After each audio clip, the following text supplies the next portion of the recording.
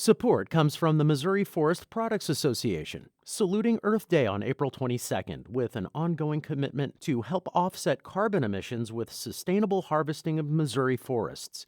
Details at choosewood.com. Welcome to St. Louis on the Air. I'm Sarah Fenske. Women have graduated from college at higher rates than men since 1981. The gap between degree-earning women and men only continues to grow. Women now also take a much higher percentage of master's degrees, 59% of them.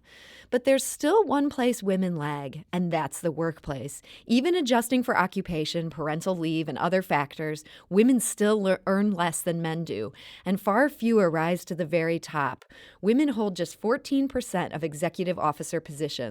Of companies in the Fortune 500, just 33 have female CEOs, and many women drop out altogether. A smaller percentage of U.S. women work than in Germany, France, the United Kingdom, or Japan. Creating workspaces that help women not just stay on the job, but thrive in it is a major concern for many companies. The Women's Foundation of Greater St. Louis aims to measure progress on that front with its Women in the Workplace Employment Scorecard. The rating system is based on a voluntary employer survey exploring policies, practices, and work culture. This year's survey is now underway, and joining me in studio to talk about it is Lisa Weingarth. She's the Executive Director of the Women's Foundation of Greater St. Louis. Lisa, welcome to the show. Well, thank you. Glad to be here. We're also joined today by two people who know all about being a woman in the workplace. Kendra Holmes is the Vice President and Chief Operating Officer at Affinia Healthcare. Kendra, welcome to the show. Welcome. Thank you. And also with us is Stacie Zellin. She's a community educator at the National Council on Alcohol and Drug Abuse, St. Louis area. Stacie, welcome to the show. Thank you. Very excited to be here. So Lisa Weingarth, let's start with you. Tell us about this scorecard. When did you first introduce it and why? Well, we started the scorecard in 2017. And, at the Women's Foundation, our focus is on eliminating the barriers to economic success for women in our region. And what we saw is that, the workplace is really a place where women, that can make or break a woman's career and her ability to stay working at those critical points in her life when she has children or has to take care of aging parents. And so at the Women's Foundation, we decided that we wanted to highlight the good work that employers were doing to create work environments where women can thrive. And so we developed our Women in the Workplace Employment Scorecard initiative. It's a simple survey that an employer of any size can fill out, any industry. It's about 35 questions. And we're looking at 4 areas of workplace gender equity through the survey: leadership, compensation, flexible work policies, and recruitment and retention programs. And we think by measuring progress in those areas and looking at policies and practices and outcomes in those 4 key areas, that we can really help employers to do the right thing for women and families in our region. So you rolled this out 2 years ago. Has it been hard to get companies to sign up for this, to want to be rated? Well, I think interest is growing. The first year, the biggest challenge was just getting the word out that we were doing it. Once we did it for a year and we honored 6 workplaces the first year, other employers started to approach us and say, we want to be a part of this. We think we're doing a great job for women. And so the interest just continues to build and grow. We released the survey on Monday. And we already have 56 employers who have taken the survey. Wow, that seems like a good number. It's a great number. So we have the survey open through December 20th. So we have about 10 weeks for employers to answer these simple questions. And we really think that we're going to make some real progress this year and see some momentum. So Stacie Zellin, you're part of an agency that's very highly rated on this list. And I understand that you personally helped to implement some changes there for female employees. Tell us how that came about. Yes, we are extremely happy to be an honoree of the Women in the Workplace Award. And one of the things that we did at our agency, first of all, we have some pretty flexible policies in terms of parental leave. We get some extra time if somebody has a child or an event similar to that. And the thing that I would say that's benefited me personally is that the way that we use that time is up to us, that we can choose how we want to use that time. And I just had a baby 9 weeks ago, and I have been using that time a little bit more spread out. So I didn't really use all of my paid time off in one large chunk. I'm spreading it out to sort of ease back into work. And I find that that's what works for me. And a lot of employers don't let people do that. You got to take it all in one lump right away. Correct. And, to each their own. Like I said, that's my personal preference. But what a wonderful thing to let women choose how they would like to use their time off and spend their time in those, first few early weeks and months. Mm-hmm. The other thing that we have at our agency, let's see. So I have a 9-week-old, but I also have a 2.5-year-old. And when I was pregnant with her, I was speaking to my supervisor and, our HR staff about, what is this going to look like when I return back to work? And I knew that I wanted to breastfeed. I come from a public health background, so that was just sort of a given that I would aim for that, right? And so we were talking, so they kind of described to me, how that would work. And I also knew in the back of my head that the Missouri Department of Health and Senior Services offers a breastfeeding friendly workplace award. And there are different tiers that you can achieve, bronze, silver, and a gold level. And what it looks like is, before you can be eligible for that award, it's not just about setting up a place for women to comfortably breastfeed or to pump. It's also about making sure that the support that you have for your breastfeeding employees is written into your policies, and that, there's good communication between supervisors and anyone who wants to use that room. And so we established this room. We included, you have to put some resources in there. You have to make sure there's a refrigerator, all these kind of creature comforts that a breastfeeding or a mother who pumps might be interested in. And of course, because we're NCADA, we had to go for the gold level, and we got that. So we are a gold level breastfeeding friendly workplace. And it's not only something that benefits our employees, but it also benefits anyone who comes into our building. We offer a lot of professional trainings. We also have clients that come into our building for substance use assessments. So it is fantastic that we can offer this room, this space that is designated specifically for pumping. Nobody can go in there and take a cell phone call or anything like that. This is really set aside for that purpose. So yeah. That's really wonderful that I have that available to me. Yeah, and how great that your company was willing to work with you on that when you knew that was something where they could improve this situation for mothers. Kendra Holmes, I know that you also have praised your company's policies as being a place that's great for women to work. You're at Affinia Healthcare. What are a few things they do right that you'd want to point to? So I think I would really focus on the fact that Affinia Healthcare, our mission is really looking at a lens through equity for all individuals. So when you look at workforce for women in the workforce, we're particularly of interest to make sure that our policies and procedures are equitable for everyone. So we have a very flexible work schedule. We have a lot of female physicians who work for Affinia Healthcare. A lot of them choose also to breastfeed. We do have designated areas for pumping and breastfeeding for the providers and all of our staff. The flexibility and as far as family medical leave, that's something that we all offer. That is an exceptional advantage for our providers and our staff as well. And I would say that we're just very intentional with our policies and procedures. It's not by accident that we are looking at salary for women to make sure that it's equitable, promotions. This is something that our Human Resources Department, our leadership is actually intentional with identifying these opportunities to improve workforce for women. Lisa Weingarth, both of the women we've talked to today and many of the women that our producers talked to in setting up this segment, they really stress the importance of flexibility. Mm-hmm. Is that something for women in particular that's important, or is it something that, let's face it, every employee could use some more of? Well, we think that these policies are important for anyone in the workplace. So we're looking at, our women in the workplace work through that gender lens, but we certainly want to make these kind of policies available to both parents or both partners or anybody who needs to balance their work and life. What we've found is that, people should not have to choose between being a good parent and a good employee. And when workplaces design their policies and practices with that in mind, they can support parents and they can support families, and we can make this region a place where anyone can thrive in the workplace. Now, earlier this week, our producer Evie Hemphill spoke with Emily Cantwell. She's a partner at Lathrop Gage. Her practice is in employment law. She also helps spearhead her employer's initiative to improve the experience of female employees at the firm. She told us it's long been important to her to empower the next generation of women. And here's what she said about Lathrop Gage's conscious focus in this area. In St. Louis, we are really fortunate in that we have a very, very strong female to male ratio for our attorneys, and that's not something that you always see.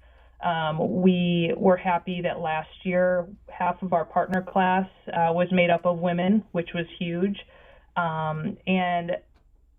We really, there's just such a collegial nature in the women, especially in the St. Louis office, and we get the support from leadership that really makes it a place where I'm happy to work, and I'm also very happy to promote and say, hey, I work at this great place.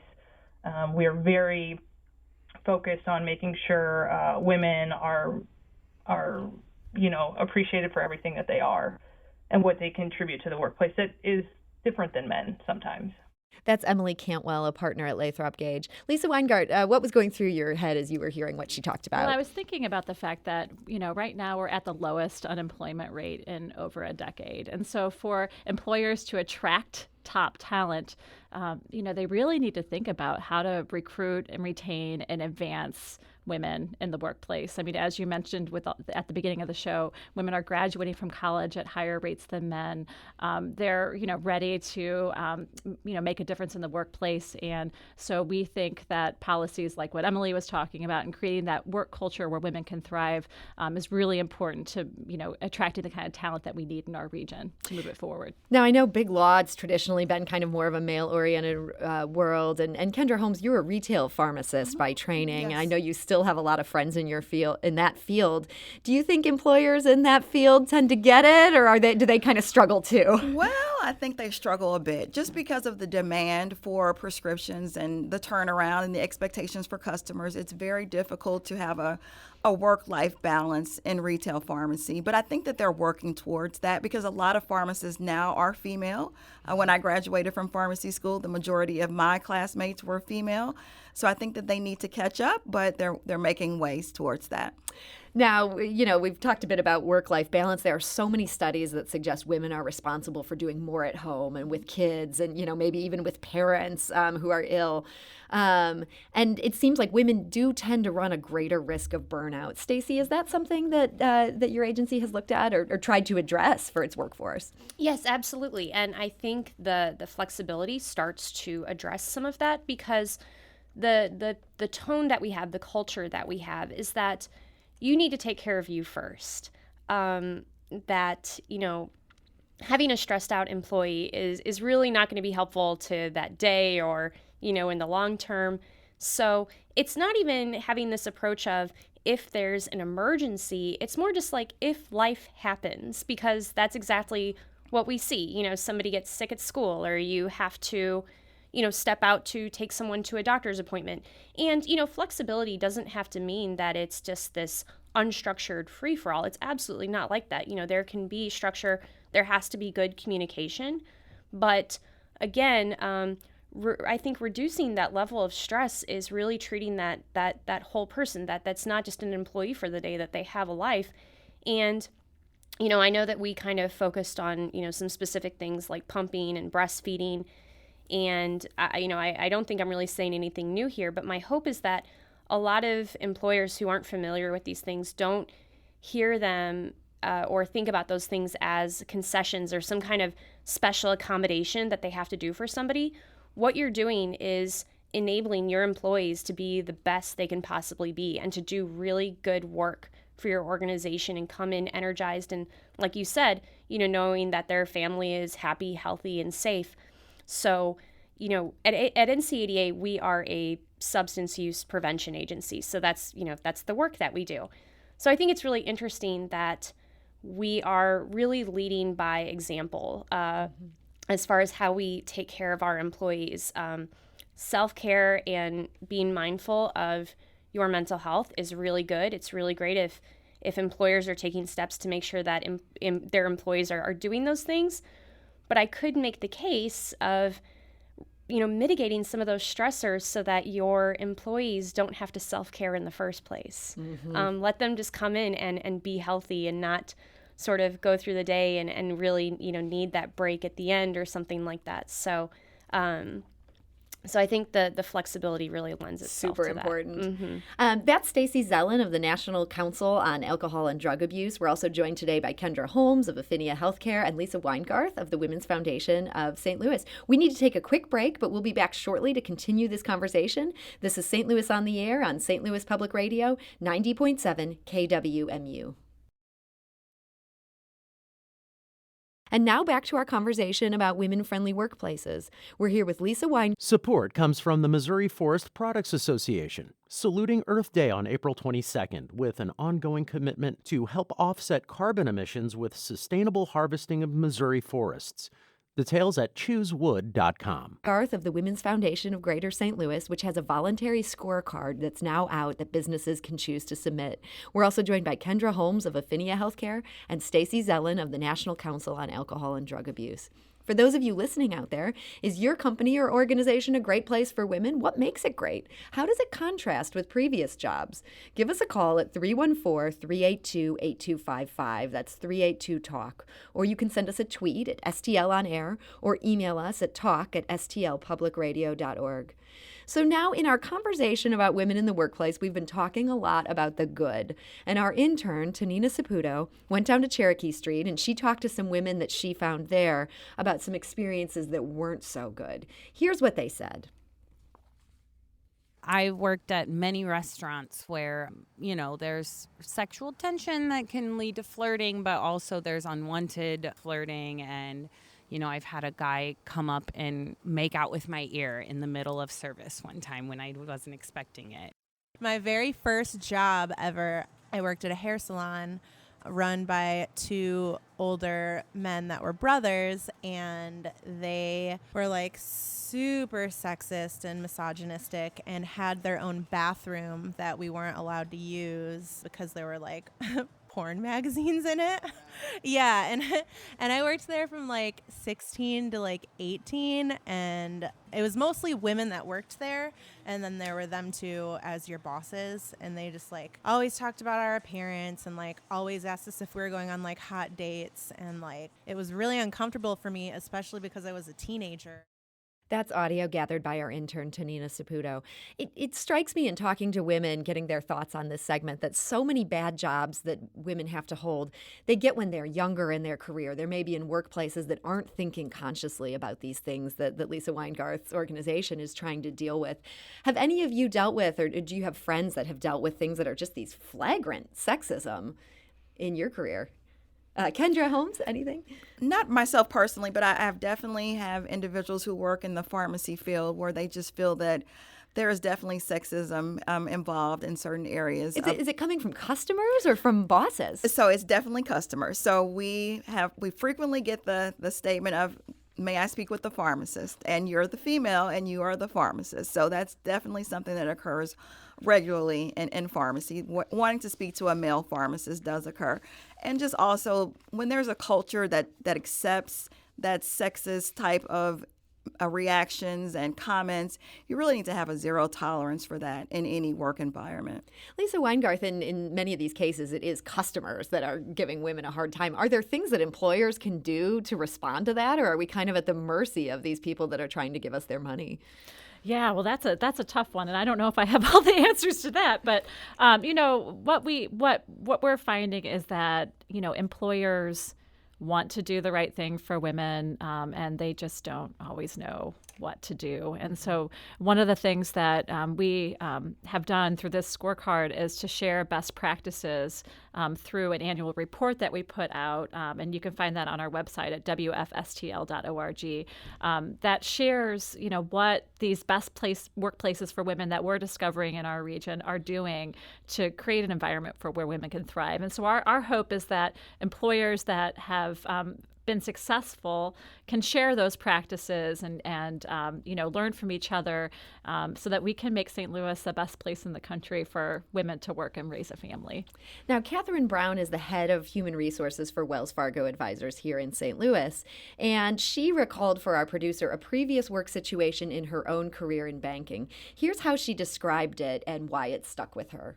I flashed back to when I was on maternity leave with the birth of my first child, Drew, who's now 20. So think about that. So 20 years ago, I was on leave. I had 8 weeks, and I think of that 8, maybe it was paid at maybe 60 or 70%. Way younger earlier in my career, needed my paycheck, so I was getting back as soon as I could. I didn't have the luxury of taking additional time off. And when I came back, I found out that everybody who had my position, there was only a small handful of us, had gotten promoted from like an officer title standpoint. And in a bank, that's a big deal. And I didn't.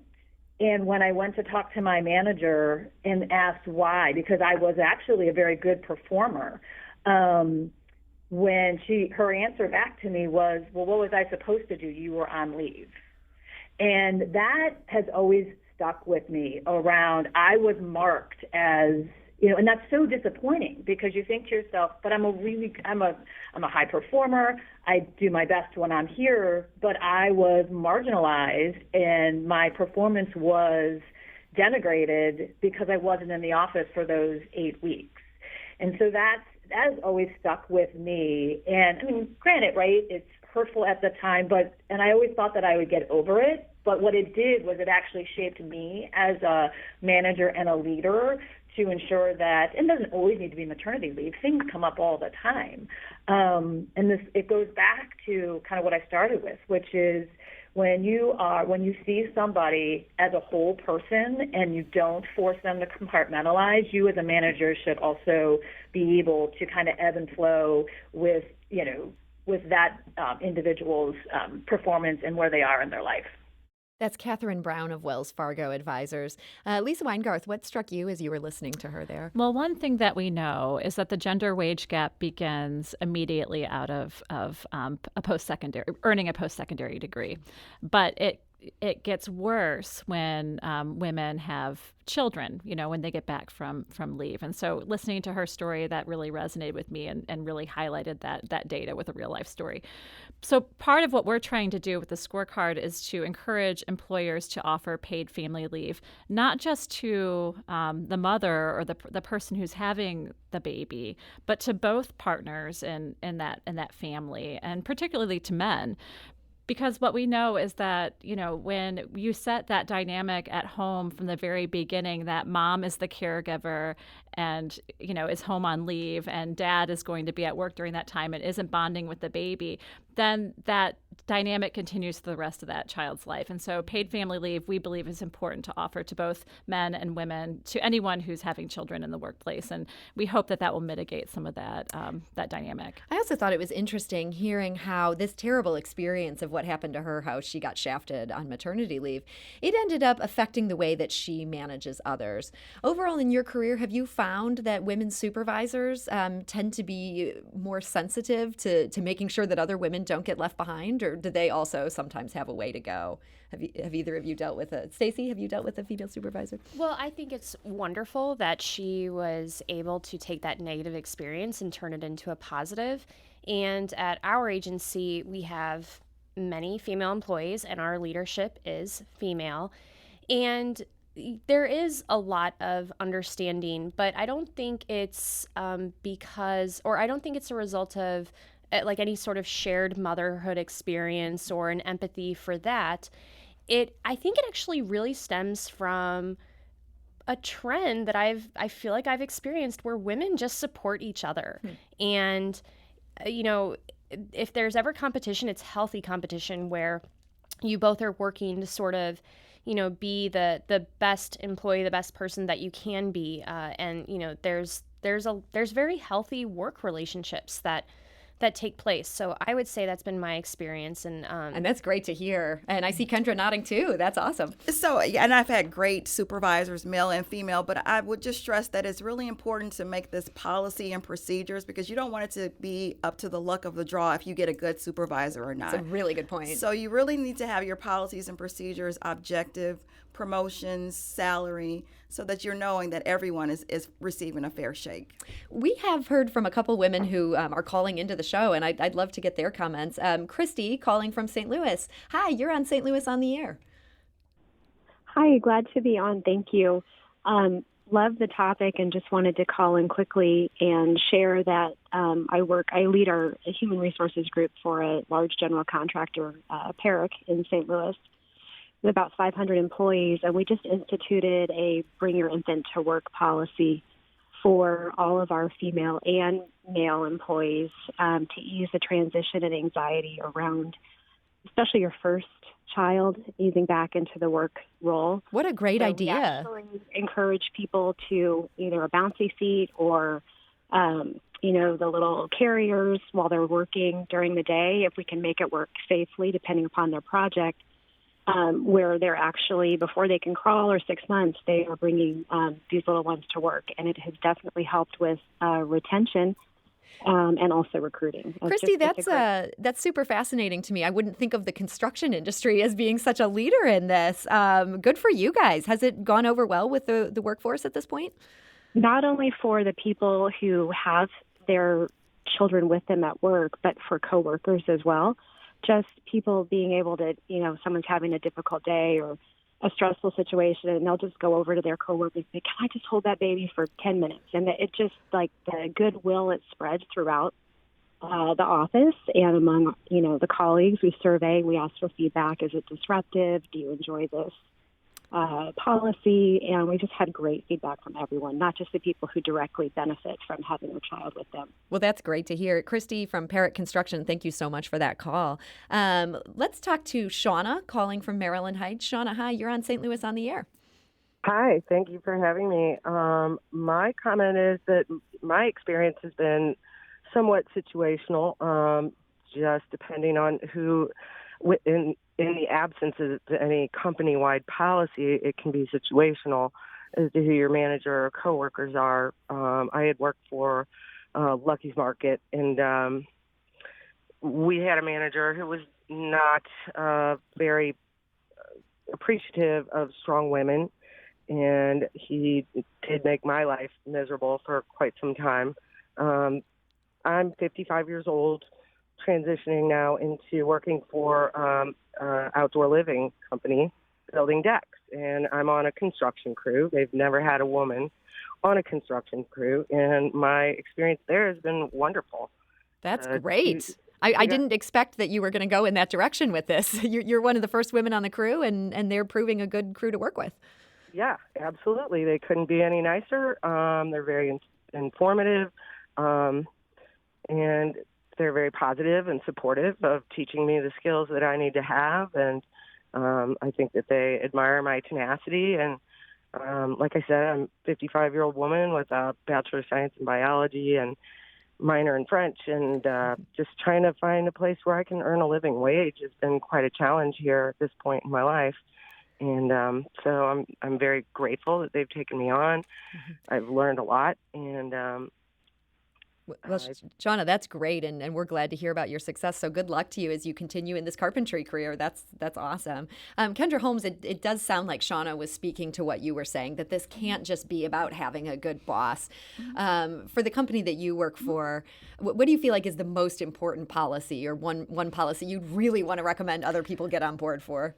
The flexible policies are really important. It seems like we keep coming back to that today. I hope people listen to that. We keep coming back to that because the work-life balance is very important. And if you want your employees to do a great job, they need that in their lives. So I would really stress that any organization look at establishing flexible work schedules for their employees. Okay. So unfortunately, we do have a couple other callers that would like to talk to us, but we're out of time today. So apologies to them. Thank you for calling in. Just one last question for Lisa Weingarth of the Women's Foundation. If people are interested in filling out this survey, what are the steps they need to take? Well, they just need to go to our website at wfstl.org.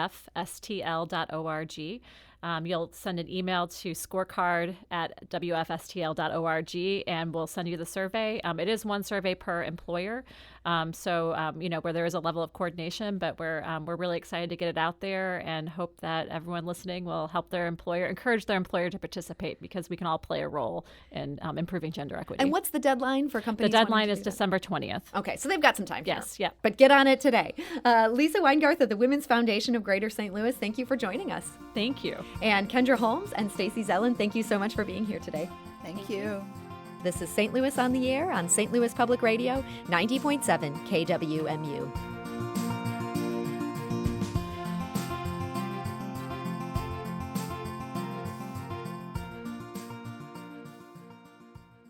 Support comes from the Missouri Forest Products Association, saluting Earth Day on April 22nd with an ongoing commitment to help offset carbon emissions with sustainable harvesting of Missouri forests.